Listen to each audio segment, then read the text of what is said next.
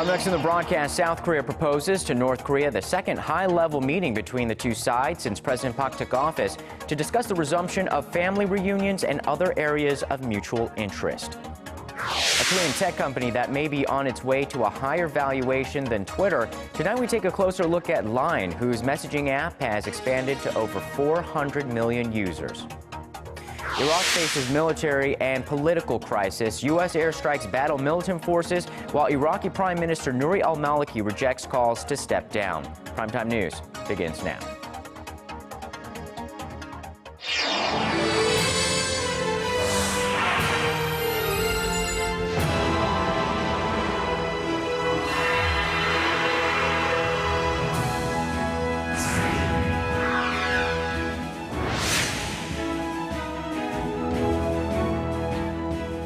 Welcome to Primetime News. Hope your week is off to a great start. I'm Sean Lim. And I'm Kang Tae-ri. Thanks for joining us tonight.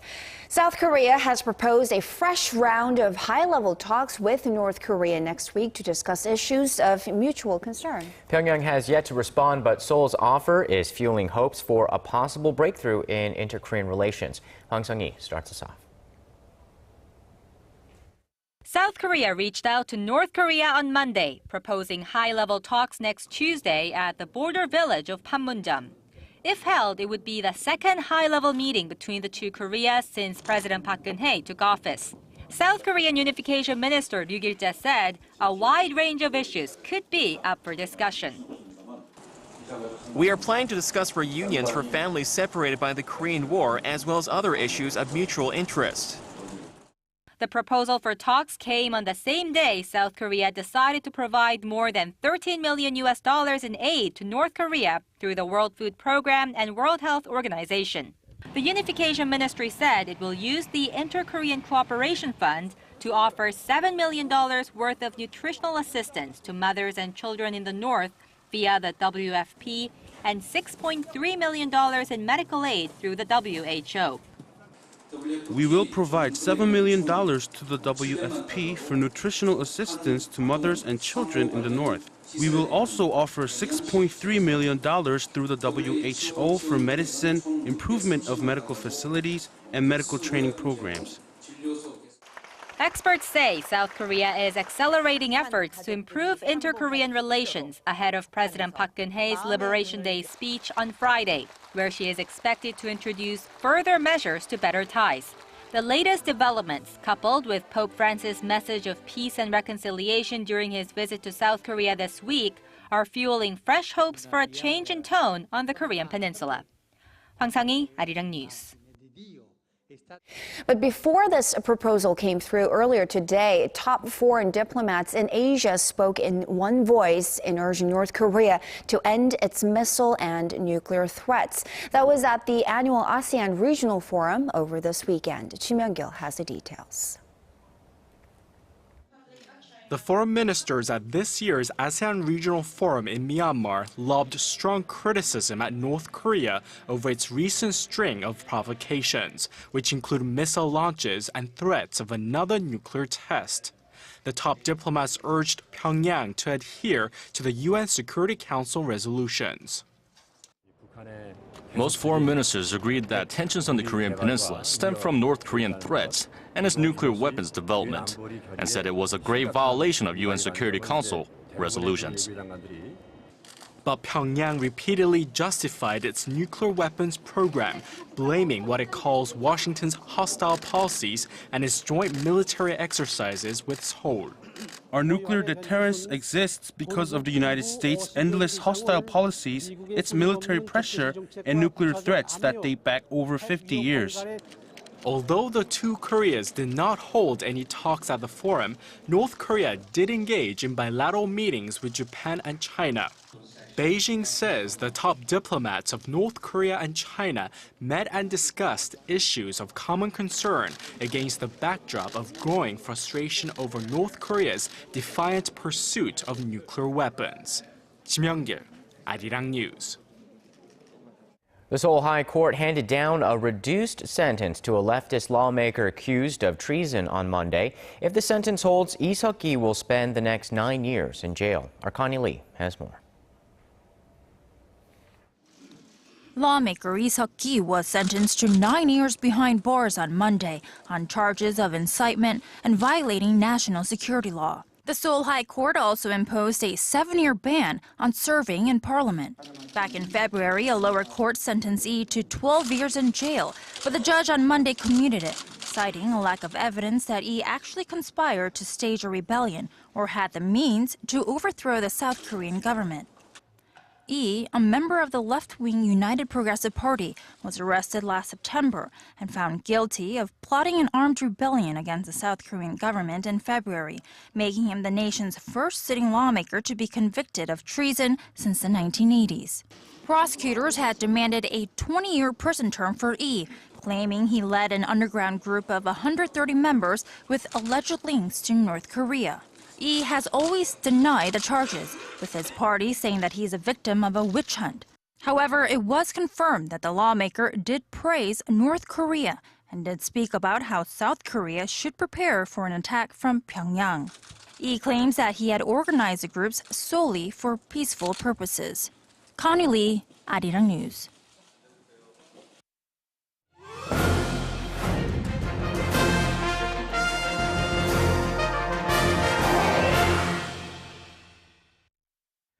Well, here in Korea, popular messaging application Kakao Talk is used almost every day, right? You use it every day. Yeah. I use it every day. With over 130 million users, it's probably the main way of communicating by text in Korea. But it's only Korea, though, because if you look beyond to other neighboring countries like Japan, Line is the way to go. Right, and that has about 400 million users, and so that company is looking to go public either in Japan or the United States, or both, to further go with some more liquidity for more expansion plans. Exactly. But if you ever wondered about this key point to its success, it's those stickers, the emoticons or emojis or whatever, depending on where you're from, and localizing them actually for different markets. And our Yoo Li-an tells us more. From cups and credit cards to coffee cans and even subway trains. These characters are just some of the emoticons available online, one of the world's top messaging application companies. The Korean firm has amassed over 400 million users, mostly in Asia. And Line believes these emoticons, so-called stickers, that have been localized to different cultures, have been key to their success. In the Islamic cultural area, there's Ramadan, so we made characters that look hungry. For countries like Brazil and Turkey, we made our characters look more muscular because our cutesy characters aren't popular there. The exploding popularity of these stickers has given birth to a wide range of spin-off merchandise, and offline stores are popping up around Asia, with Seoul being no exception. This is Coney the Rabbit, a mascot for Line, and it's the popularity of characters like this that has made the store a major tourist destination. It's taken sales per day up to $15,000. And now Line is aiming to take a leap further into the US and European markets. It's preparing to list its shares in Tokyo and is also considering New York as it tries to get the financial backing it needs to take on its rival Tencent's WeChat or Facebook's WhatsApp. And their prospects are looking pretty good. Line has caught up to Twitter by 90% in terms of sales and about 70% in terms of users. At this rate, Line may be valued at $28 billion by early next year and exceed Twitter's market value. But for all the hype, some still warn that Line has yet to prove its successful formula outside of Asia. There's an obvious bubble, and you could even call it the Line bubble. Either its stock could stabilize on the back of strong growth, or it could burst and their stock would plunge. Analysts say the next few years will be decisive in the global messaging market as users tend to stick to the most widely used app. Line says it will focus on expanding its user base from continent to continent, hoping its culture-centric characters will win the hearts of new users. Yoo Li-an, Arirang News.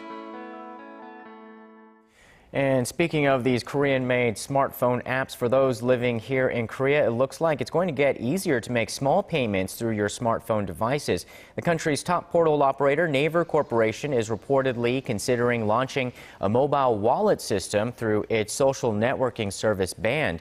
It's expected to allow users to transfer small cash transactions of around $100 to friends. This comes as the corporation's biggest rival, Kakao Corporation, said it's releasing a similar service later this year in collaboration with local banks and credit card companies. Both Band and Kakao are widely used in Korea for mobile messaging, each estimated at having around 35 million users. More and more foreign-made cars are being seen on the streets of Korea compared to a couple of years ago. European cars in particular. Analysts say it shows a shift in preference among Korean drivers. Song Ji-sun explains. European cars now account for 4 out of every 5 foreign cars shipped to Korea. Sales of imported cars jumped 40% in June from a year earlier to nearly 18,000 to grab a 15% share in the Korean auto market for the first time, according to Korea's Auto Importers and Distributors Association. The big jump was largely due to German vehicles. The biggest losers are Japanese brands, which now represent only 12% of imported cars, down from 36% in 2008. Industry analysts attribute the shrinking Japanese presence to the shift in consumer preference, as efficiency-conscious Korean drivers have turned their eyes to diesel models, especially for sedans. While the Germans roll out new diesel-powered sedans, Japanese automakers have expanded their lineups in the gasoline and hybrid models. In fact, 9 out of 10 best-selling imported cars are German-made diesel models. Korean auto buyers are increasingly preferring European-built cars, with British automakers accounting for 11% and other European brands from France, Sweden, and Italy each accounting for about 1% of total imported car market share, all showing growth from the same period last year. Song Ji-sun, Arirang News. Of the 12 million foreign tourists who landed on Korean soil last year, 1/3 were from China. That number is expected to grow exponentially in the years to come, and this presents a unique challenge for Korea's tourism industry, which is offering proper accommodations. Park Ji-won tells us more. The nearly 4 million Chinese tourists who entered Korea last year made up about 1/3 of the total number. It's a figure that has risen at a steady pace in recent years, up 34% annually on average over the past 5. And with a bilateral free trade agreement expected to be inked by the end of this year, the influx of Chinese tourists is expected to grow even more in the near future, with nearly 10 million people total from both countries going back and forth each year. To meet the demand, Korea's tourism infrastructure will need to adjust, particularly with regard to its accommodations. There were, for instance, nearly 28,000 rooms available in Seoul last year. That's just 1/5 the number of hotel rooms that Beijing or Tokyo offered. For the most popular range of hotel rooms, which cost between $80 to $100 per night, the number for Seoul drops to about 3,000. The Korea Tourism Organization estimates that at least 40,000 more hotel rooms will need to be created to meet the demand of Chinese tourists in the future. Park Ji-won, Arirang News. Over the weekend in Los Angeles, the Kpop Festival brought out some of Korea's entertainment heavyweights. Top Hallyu stars such as G-Dragon, Teen Top, and B1A4 were there, but some of the nation's corporate stars also captivated the crowd. Kim Min-ji takes us to the scene. Dancers passionately show off their sleek moves in step with their favorite K-pop music. This is KCON, North America's largest Hallyu or Korean Wave festival, which ran this past weekend in Los Angeles. The event, the third of its kind, drew some 20,000 fans. K-pop is basically like my life. Every single day it's always K-pop, K-pop, K-pop. Those in attendance got a chance to try Korean foods and even receive makeovers to look just like their favorite K-pop stars such as Tiffany from Girls' Generation. I'm so excited that my hair looks like Tiffany's. I'm a huge fan of hers. K-pop stars wave enthusiastically as they're greeted by the screams of joy from fans eager to get a glimpse of their beloved heroes in person. More than 100 Korean companies such as airlines and automakers joined the event to promote Korea. 3 dozen small and medium-sized companies also took part, including cosmetic companies who saw a golden opportunity to promote their products. I think American makeup, most girls tend to cake on the makeup, but Korean beauty is just more about looking natural and showing your natural beauty. The festival reached its climax with spectacular performances by G-Dragon and IU. K-Con is no longer just a Hallyu festival, but also a means to drive economic growth. The event is expected to create an economic effect of over $260 million. Kim Min-ji, Arirang News.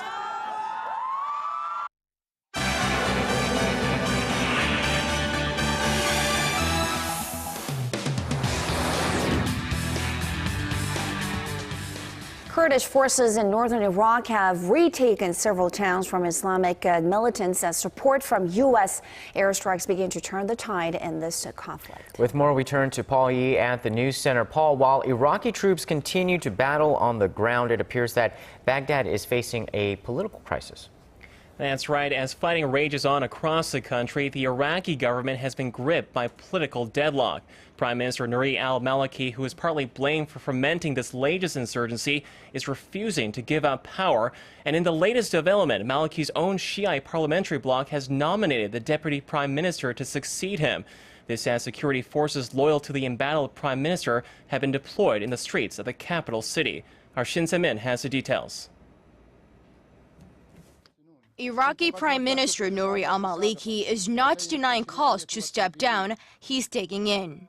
During a speech on state television Sunday, Maliki said he will not drop his bid for a third term in office and intends to file a complaint against Iraq's new president for violating the constitution for political gains. Maliki claims President Fouad Massoum failed to name a prime minister from the country's largest parliamentary faction by a deadline on Sunday. The calls have grown louder for Maliki to step aside in favor of someone who can bring the nation together in the face of the growing threat posed by Islamic State militants. The United States launched a 4th round of airstrikes on Sunday in northern Iraq, helping Kurdish troops recapture large swaths of land there. But other towns remain in militants' hands, including Makamar district, which is a short distance from Erbil, the capital of the Kurdistan region.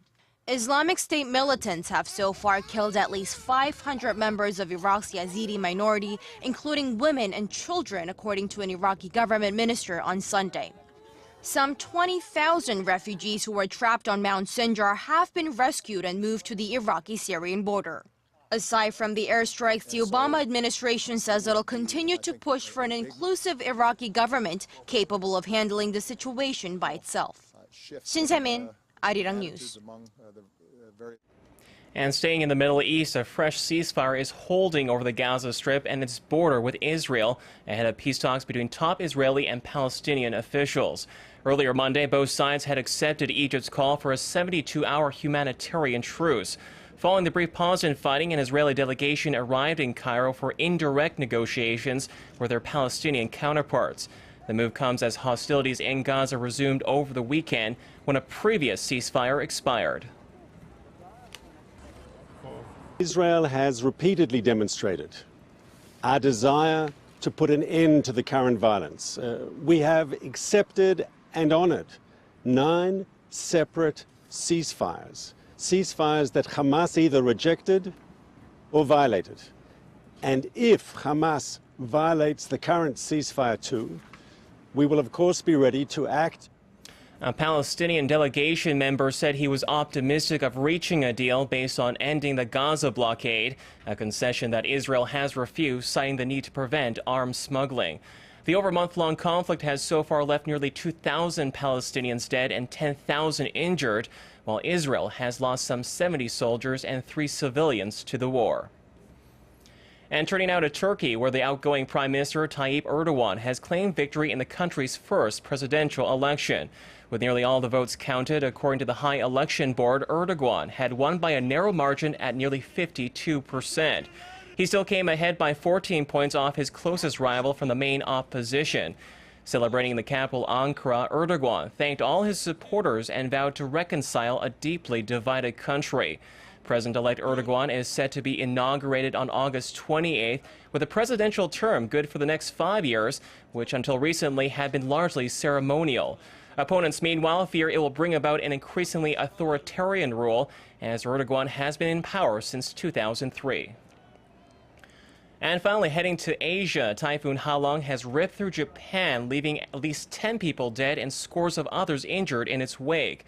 The storm had made landfall on the largest island of Honshu over the weekend, triggering landslides, floods, and even tornadoes. Authorities say more than 460 buildings were destroyed in a prefecture north of Tokyo. Police have confirmed 2 people were killed, while local media has put the death toll as high as 10.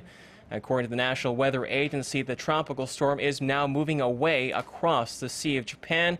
However, heavy rain and violent winds are continuing to batter the north of the country.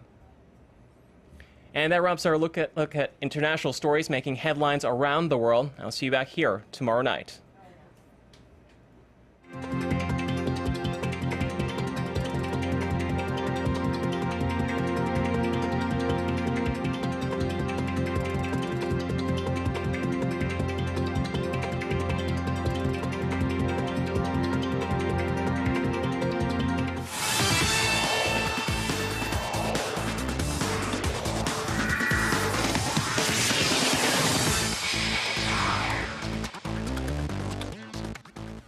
Welcome to sports. Starting things off with women's golf. South Korean rookie Lee Min-rim claimed her first title at the Mayor LPGA Classic in Michigan on Sunday. Lee beat fellow South Korean Park In-bi on the second playoff hole with a birdie for the win. Lee and Park ended regulations tied at 14 under 270. Park began the day with 1-stroke lead, but Lee shot 4 birdies for a round of 2 under 69 to advance. With the first place finish, he wins $225,000 and is projected to jump up in the rankings from 71st to 29th in the world. Sticking with golf, but going over to the men, Rory McIlroy clinched his 4th major title at the PGA Championship on Sunday, parring the final hole for a 3 under 68. McIlroy stumbled at the start, trailing by 3 at one point, but landed a spectacular eagle to get within a stroke of the lead. He hit 2 more birdies in the 13th and 17th hole to get on top, to win his 3rd consecutive title on the tour and his 2nd major this year. The 2005 winner, Phil Mickelson, birdied the 18th to finish alone in 2nd with a closing 66. Now, over to Monday's KBO action between the Samsung Lions and the Nixon Heroes in Seoul. Starting the pitching game, Rick Vanderherk for the Samsung Lions and Henry Sosa for the Nixon Heroes. Nixon gets on board first in the bottom of the 1st, Wee Taek-gun hitting a single homer. But Samsung's Lee Seung-yup answers back in the 2nd inning with a 2-run homer to get on top 2-1. Nixon trails 3-1 in the bottom of the 3rd, but Park Byung-ho ties the game up with a 2-run shot, making the score 3-3. Currently, Samsung leading by 1 in the bottom of the 10th, 7-6. Looking at other games, Hana beats LG in a tight match, 4-2. NC crushes SK, 7-2. Finishing things off with men's swimming, Michael Phelps, who failed to qualify for the national team on the 100-meter freestyle, takes another step towards redemption. Phelps finished 2nd in the 200 meters individual medley on Sunday, just a split second behind the world record holder Ryan Lochte, who finished at 1 minute 56.5 seconds. Phelps finished 0.05 seconds behind, which is a positive sign that his comeback from retirement is on the right track. Phelps has 18 Olympic gold medals under his belt and 22 medals overall. That wraps it up. This has been Kim Hyun-bin. Always stay tuned for updates from the world of sports.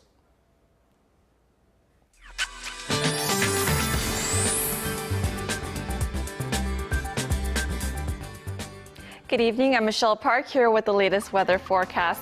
The sky is looking very clear tonight here in the nation's capital, and it looks like hot sunny daytime conditions will continue until Wednesday, with the highs reaching into the low 30s. Now, around this time of the year is when a big gap of temperature can be felt between the day and night, so make sure to carry a light sweater or jacket to stay warm. Now, as for the typhoon, how long it's passed us by, but a low pressure front from the storm is still creating high waves along the coastal areas. Now, going over to our temperature readings, Seoul will top out the Tuesday morning at 21 before reaching up to 30 in the afternoon. Meanwhile, the southern cities such as Daegu and Busan tops up to 32 and 30 degrees. And moving over to other regions, Jeju Island tops over to 29, Dokdo hits 28, while Mankungang tops out to 30. Well, that's all for now. I'm Michelle Park, and back to you guys. Thank you, Michelle. And that's Primetime News for this Monday. I'm Kang Chiri. And I'm Sean Lim. Thanks for watching. We'll see you soon.